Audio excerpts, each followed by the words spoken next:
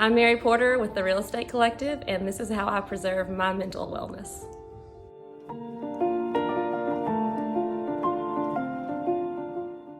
My biggest struggle when I was a kid and now continues to be social anxiety. It affects me on a daily basis. Obviously, I can't really face the camera that often. I have a really hard time keeping eye contact with people. I have a hard time when I have to go out in situations I'm not prepared for, not comfortable with. Just talking to people in general, it's a struggle. It's exhausting for me.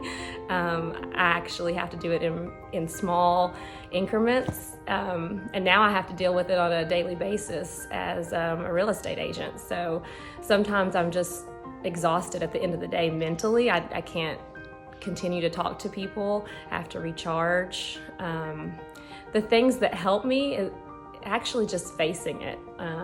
When I was younger, I wouldn't go to the mailbox for weeks at a time because I was so scared of what could be in the mailbox. I was worried that it might be a bad letter or a bill.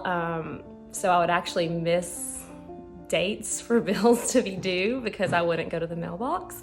So things like that, just actually making myself do them, making myself do the things that are scary.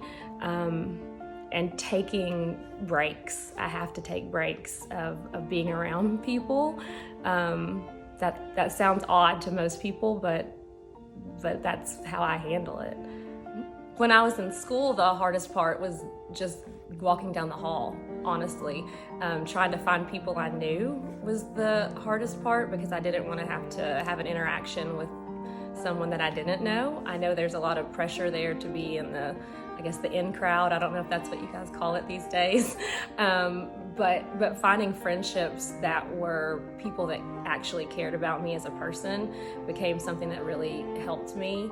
And really just trying to take care of myself, making sure that I was preparing myself for the situations that I was being put in, whether it's going to a dance, whether it's going in a class of new kids I didn't know.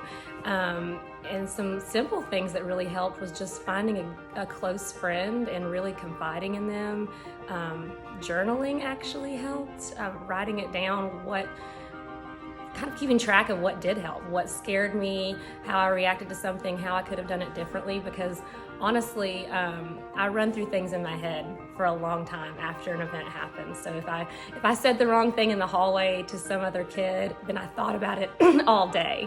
So if I could write it down, journaling just really helped get those feelings out, and really talking to not so much my parents probably, but a good close friend that had a similar experience, or another teacher. You know, there's adults out there that have the same things going on that you can talk to, but really just finding someone to talk to and somewhere to write these things down really helps.